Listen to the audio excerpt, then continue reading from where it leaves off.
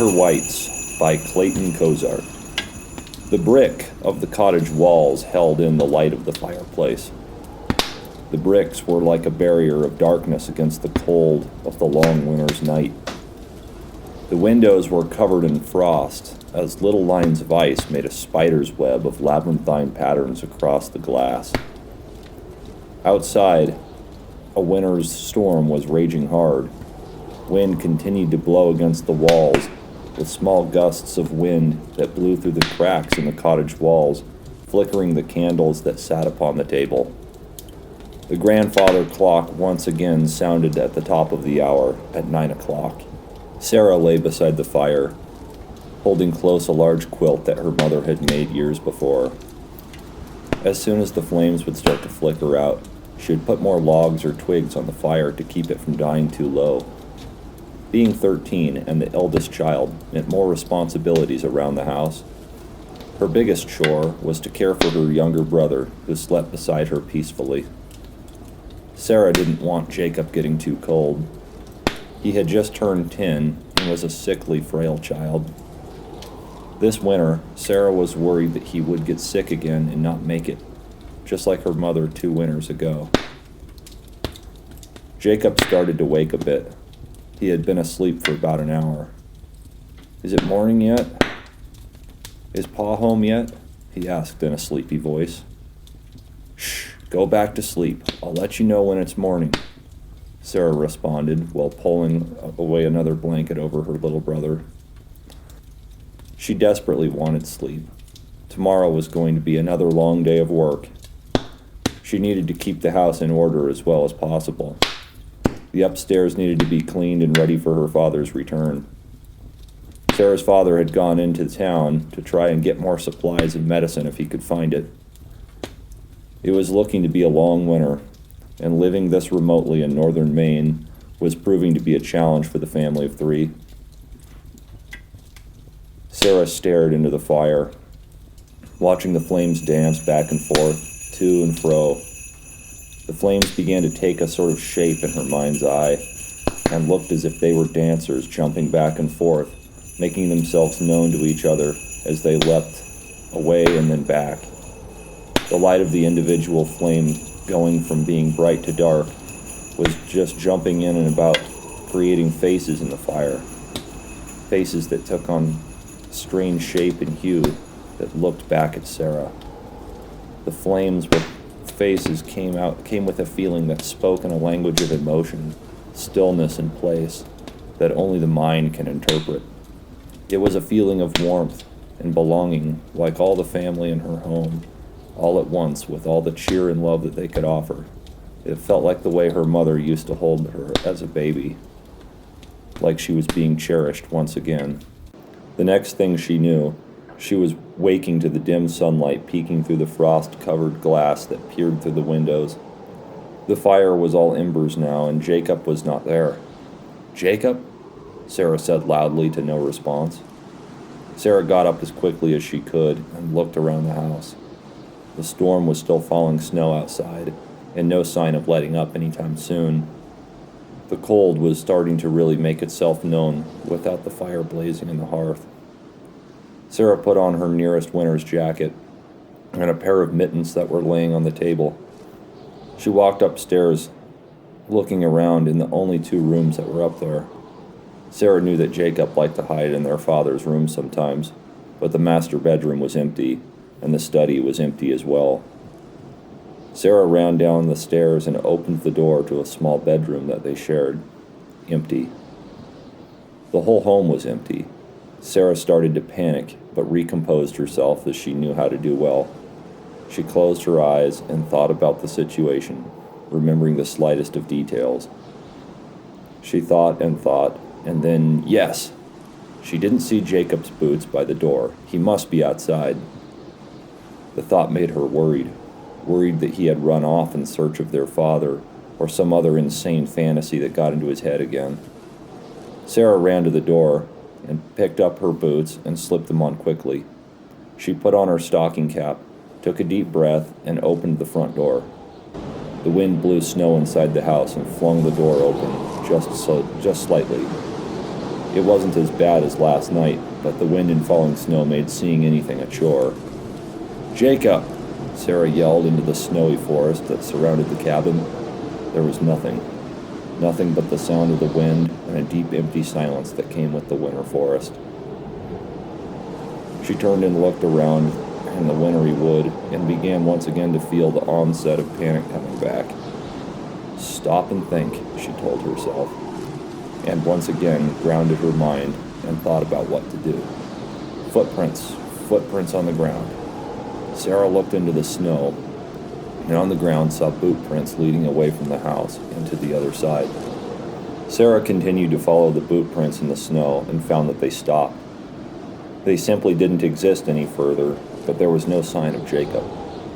She turned around and looked every which way and yelled his name again. She saw a figure standing just on the edge of the property. "I already looked there. That can't be Jacob." It was about his height and looked like he was wearing a green coat. But Sarah knew that Jacob didn't have a green coat. It wasn't him. It couldn't be. Sarah walked closer to the figure that stood there. She felt like it was watching her, like somehow it was Jacob playing a trick on her. As she approached, she realized that it wasn't a figure at all, but a pine tree peeking behind a fallen ash that twisted itself to look like a figure in a green coat. Sarah almost felt embarrassed about her mistake, but more concerned for her younger brother.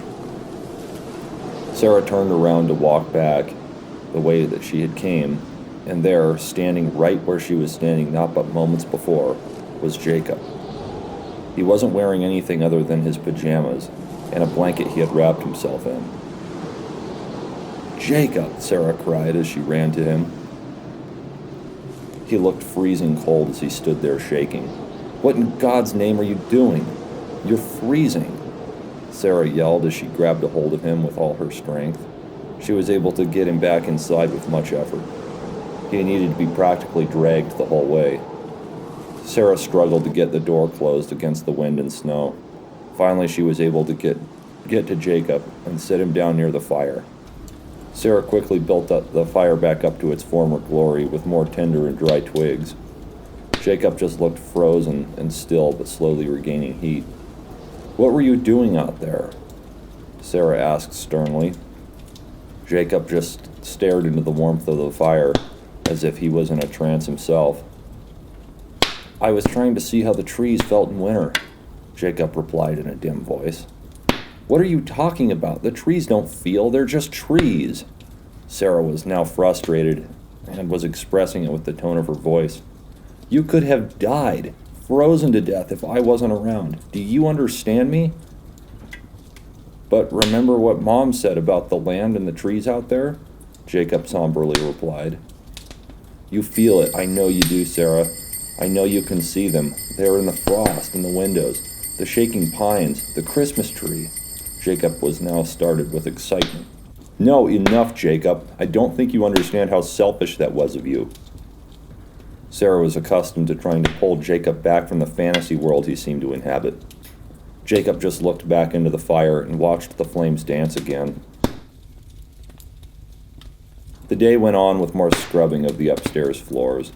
The tattered dress that Sarah had been wearing for days now was soaking wet from the snow and water that she used to clean with.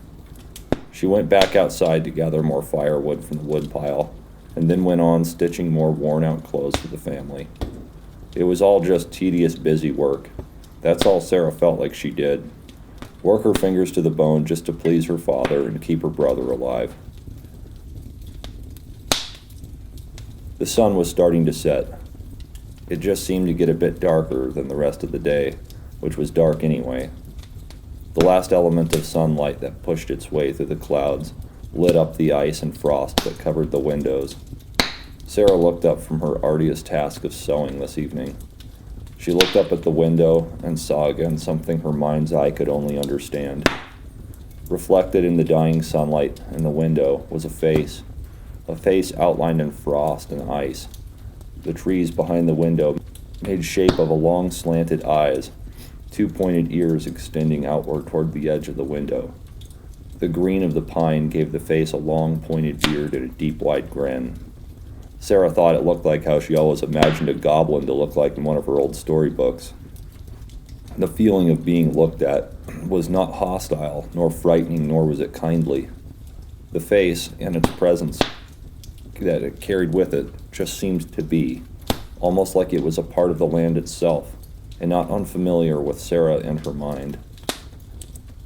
The door of the house flung open suddenly, letting a gust of winter wind through the house, shaking the flames of the fire and blowing out several candles. Sarah broke from her trance to see her father standing in the living room, shaking the snow off his coat. "Father!" Sarah yelled in joy as she ran over to him. Jacob ran down the stairs as quickly as he could to greet his father. There was a sudden sense of relief that came over the children, as this was the first time they had seen their father in 2 weeks. He was a tall, bearded man with a long coat and old worn stocking cap. The wrinkles on his face didn't seem to show evidence of aging as much as experience. "Well, you two seem to have taken good care of the place," he said while looking around and then taking his boots off. Sarah wished she could run to his side and tell him all about the hard work she had done and how much it all meant to her.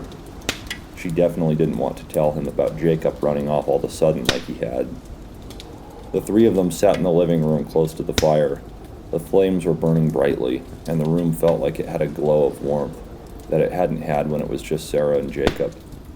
Their father sat back in his favorite rocking chair, sipping some sort of ale he had brought back with him. "You two have done well here at the house," he said with a happy but low tone. "It hasn't been easy, I know it hasn't, but you two have had the courage and strength that it takes to live out here. You never complain, and that puts you in better standing than many men I fought with when we fought off the British. I wish that I could be here more with the both of you, but work has been hard to find, and living out here without your mother has taken its toll on me too. So because I'm so pleased with the both of you, I brought you back a little something from the towns." As he said this, Sarah and Jacob's eyes lit up with excitement and happiness that hadn't been felt in a long while. "The first thing I brought back is a pine that's just the right size to set up right here in the living room." He pointed to the corner of the room where he planned on setting the tree up. "We haven't had Christmas since Mom," Jacob blurted out with enthusiasm. "Thank you, Father," Sarah said while leaping up and throwing her arms around her father in a deep embrace. He laughed as he almost spilled his ale. "Go look outside at it. It's right outside the window," he said in a weary but friendly and loving tone. Sarah and Jacob went to look at the tree out the window. They peered through the fogged-up windows and could just barely see in the dim light of dusk the tree that their father had cut down. Once again, Sarah looked at something in the natural world and saw it come alive with presence. The branches of the pine formed a face toward the center, and the top of the tree looked like a tall, pointed hat. Jacob stared at it as well before speaking in a low voice and an almost whisper. "It's like the tree is alive. You see it too, I think." Sarah just turned and looked at Jacob in disbelief. There was no way that he was seeing the same things she saw. "I see it. I've seen them all along," Sarah replied softly. "Well, what do you two think, huh? It's going to be a Merry Christmas indeed around here," their father said suddenly, waking them from their trance and private conversation.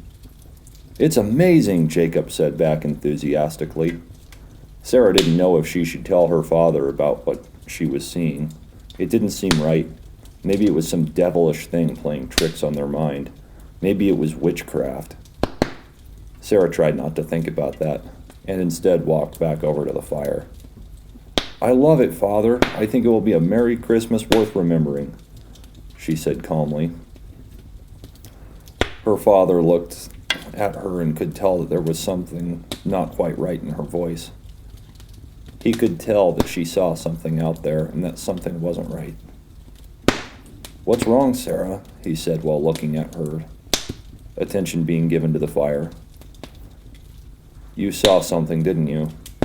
Sarah looked shocked as she turned back to her father. She felt like he could read her mind. "Well, I think I've just been hearing too many stories, that's all," Sarah replied sheepishly. Her father just looked on with curiosity. "You have more of your mother in you than you think." Sarah didn't know what to make of that, whether it was a positive statement or not. "Why don't we wait till Jacob is in bed, and then I'll tell you about something you might be wondering about." Sarah's heart leapt with excitement and joy. She felt like this was a special moment she could share with her father, just she and him. Sarah wondered what secret knowledge he was about to bestow upon her as excitement rushed through her mind. She tried to connect it all together, and her mind began to wander back and forth, thinking about all the faces in the trees. The night dragged on, and Sarah sat by the fire, waiting in anticipation for Jacob to fall asleep, so her father could tell her all about whatever mysteries might await her. Finally, Jacob fell asleep by the fireplace. Sarah's father picked him up and brought him back to the bedroom that he and Sarah shared. The warmth of the fire was enough to keep him warm and safe throughout the night. After a few moments, her father walked back out into the living room and sat down in his rocking chair and leaned back while taking a deep breath. He looked into the fire with a serious glare, as if discussing an old war story he often spoke of. "Sarah," he said warmly, but with a steady tone that was so much like his hard and often grim character. "When I said you have more of your mother in you than you think, I was being serious. There is something about our family that I need to explain to you so that you understand it well. You need to understand it because it is something that others won't understand. They'll even fear it." Sarah was nearly paralyzed in a trance state at her father's words. She almost couldn't believe it. What is it?" Sarah asked while looking at her father, who looked almost like a shadowy giant sitting on a massive rock. "When our family came to this place, they came here for a freedom that didn't exist back in England, or at least had not existed in 1,000 years. Many were leaving the Church of England to practice their own form of Protestant faith, but our family lived in secret with them. We lived in secret because we practiced something so much older." When he said this, the flames of the fire burnt up a little higher. The middle-aged man took another swallow of ale before carrying on. "Our family, or should I say a series of families, made their way here alongside the original pilgrims. We came here and have stayed rather close ever since, marrying into each other's families and so on. Many of our ways and customs were discovered by those who wouldn't understand. Those who were discovered were tried and sometimes killed and called witches." He took another swallow of ale. "Of course, we were just practicing what we had known for centuries, but have hid very well. In what we believe, or what I should say we know to be true, is that the memory and abilities of our ancestors that have passed on before us lives on in us. Some of us rare few, have what is called second sight. You have the ability to see things that others don't. Things that you think are just your imagination, but are really something so much bigger. I know you saw the face in the trees. The life of the forest comes alive to you and you can see it. That is not just your imagination. That is your mind's eye seeing the spirits of the wood come alive before you." Sarah didn't know how to respond to all this. It was all too overwhelming, and she didn't know how to react. It almost felt like everything was going to be different now. She was already working so hard just trying to keep the family stead from falling apart. "It's all right if you don't know what to say right now. I didn't know either when my parents told me about all this when I was about your age. I wish your mother was here to talk to you about it. She always had a better way of explaining all this." Sarah looked into the fire and then looked back toward her father. "I thought I was just imagining all of it. I thought it was just childish imagination. But now that I think about it, I think I have always seen those faces in the trees," Sarah said while trying to remain calm and almost stoic. "It's on you now," her father stated again. "It's on you to carry on the traditions onward and make sure that they are remembered with your children when you have them." "What about Jacob? He can see them too," Sarah blurted out without thinking. That I did not know, he said ominously. After a pause and deep thought, he started again. You must not tell Jacob of this conversation. He is going to need to learn in time, and when he is your age, I will tell him. But you must not, understand? Sarah nodded her head in agreement, while wondering why he wanted to keep it a secret from Jacob. Before thinking, Sarah started talking. Why must I keep it a secret from Jacob? If he has the sight too, maybe we should tell him. He's a smart boy and... Before she could finish, her father interrupted. No, he said in a loud whisper as to not wake the sleeping boy. Trust me, Sarah, I have my reasons. He is not all well in his mind, and this would be hurtful to him. The spirits are not to be played with, and they are real, and they can be dangerous if not treated well. It is important that we keep our sacred traditions alive and safe. I would never forgive myself if something awful happened to either of you. Sarah immediately thought about the incident earlier in the day, with Jacob running off like he did. She wondered if it had something to do with these spirits and the sight that her father spoke of. I've spoken enough. Bear in mind what I have said, and there is more to tell you as time goes on. Now off to bed. Before long, Sarah was lying in bed, trying to fall asleep. Sleep wouldn't come easy tonight, as everything her father said was bearing down on her mind. It was all so much, almost too much, to handle. Sunlight peered into the east-facing window that shone into Sarah's bedroom. It made her eyes crack open and wake from a deep night's sleep. There was a chill in the air, and the house was frigid. The visible breath combined with the cold meant that it was time to make a fire, which was always the first thing done on a winter's morning. As she got up, she figured she ought to wake Jacob too. She turned to his bed, and to her horror, he was gone. The first thing that Sarah thought about was that the worst had happened. But once again, she relaxed her mind, took a breath, and then thought about what might have happened. He's probably just in the living room or in the kitchen, Sarah said out loud to herself. She rushed into the living room and looked over by the fireside where they sometimes slept. Nothing. She ran into the kitchen, calling his name, looking around frantically. No, this was not one of her false fears. This was real. He was gone again. Sarah ran upstairs to wake her father as quickly as she could. Father, wake up! Jacob is gone! He said nothing in response. He sprang out of bed with soldierly haste and threw on his jacket and boots. He ran down the stairs with Sarah close behind him.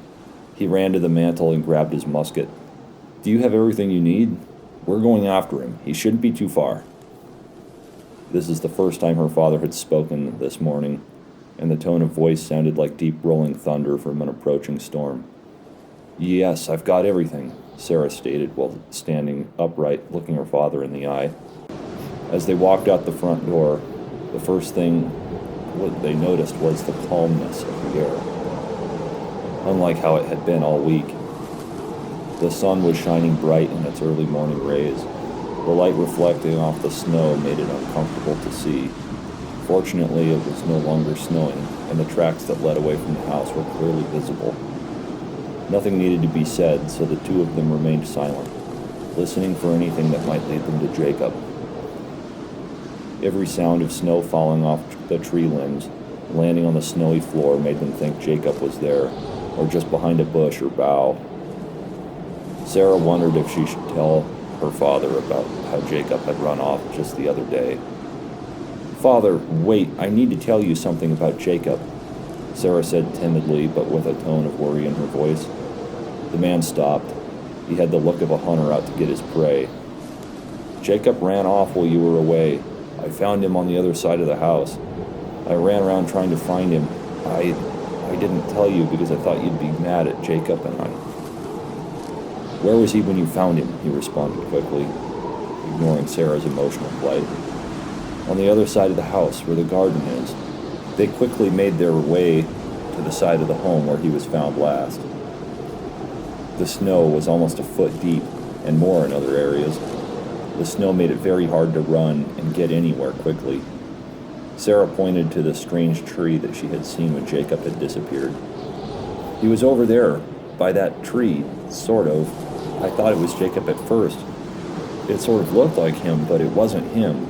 And then I turned around, and he was standing right here where we are. Sarah, listen to me. This is important. These spirits I've told you about, they have another side to them that I didn't want to have to tell you. But when you told me about Jacob being able to see them too, that worried me. He took a deep breath before continuing. Sometimes they can take children who can see them, especially the ones that have a mind like Jacob's. Sarah was almost brought to tears by these words. How was it there was any winning in this now? There is a way to get him back, Sarah, and only you will be able to find it, I'm afraid. What do you mean? Sarah replied tearfully. I'm certain that you have not forgotten about last night's conversation. I told you that you have the sight, and with that sight comes a degree of other abilities, things that you can influence. I'm sure you have already gotten a bit of practice with this, mostly by focusing your mind and thinking very hard. This can be a way to put yourself in a trance and find yourself in the spirit world as opposed to this physical one. What do I need to do? I'm so sorry to put this on you at your age, Sarah. I'm sorry that I have made you grow up so fast. This is a task that I cannot do. I don't have the sight, or at least not anymore. What I need you to do is calm your mind. Focus on the tree that you were looking at, where you were searching for Jacob. Think about what it looked like, and think about the way you felt that day. Think and let your mind sink into what might feel like your imagination running wild.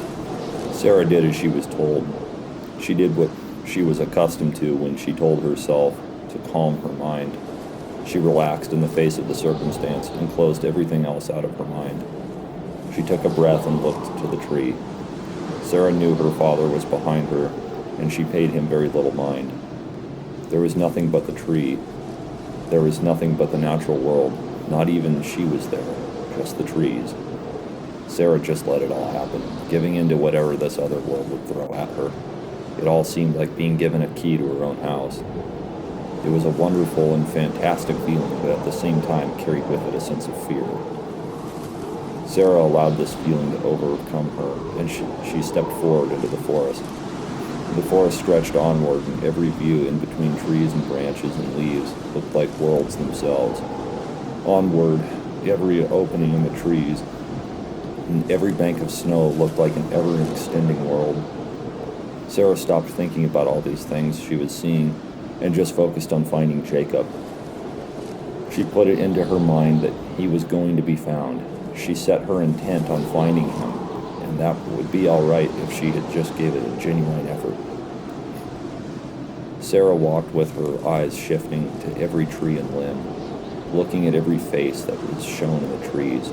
It all looked like faces and arms and limbs reaching up to touch her. Every time a tree branch brushed up against her, she felt like someone was pulling at her or reaching out to touch her. Sarah still felt afraid, but still retained courage.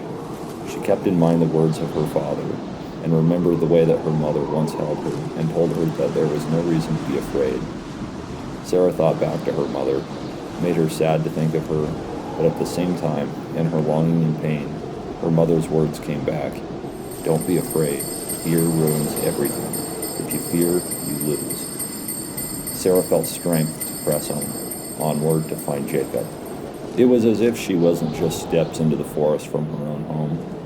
The forest looked unfamiliar, distant, and threatening. Sarah kept thinking about what the spirits wanted with Jacob and why, but she tried ever so hard to block these thoughts out and just focus on Jacob being found. She thought so hard with every deep breath. It was as if she was thinking down to every last sensation of Jacob being found. She thought about the feeling of relief when he was found, the stern scolding of her father explaining to him what he had done, the building of the fire back in the home, and the setting up of the Christmas tree in the house. All of these things were what Sarah wanted most right now. She could nearly feel it. The trees began to grow thicker as they twisted and turned in their branches. Pine and dead limbs from sleeping trees were now hitting Sarah in the face.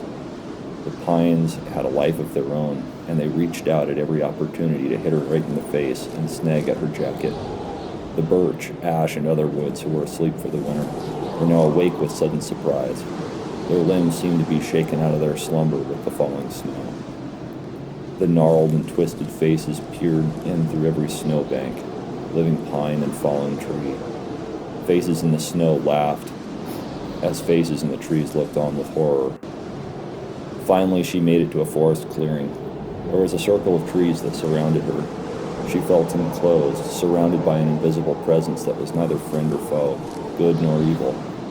"Just give me back my brother," she yelled in frustration. Only the wind replied to her anger, blowing a whisk of snow off an adjacent tree straight onto her. "Please," she whispered, nearly crying. Sarah retained her calm and taking another deep breath and thinking, they must want something, she thought while looking around. "All right, you spirits," Sarah shouted at the forest. Take me instead of my brother. Just let him go home. You can have me instead." A sudden gust of wind took up the clouds, and clouds rolled in over the tree line. The sun began to be blotted out with overhanging clouds.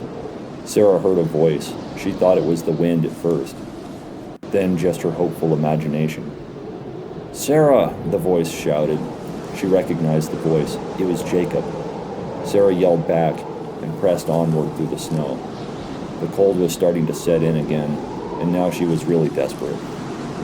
Sarah saw movement in the tree line beyond, and saw her little brother running to her in the clearing.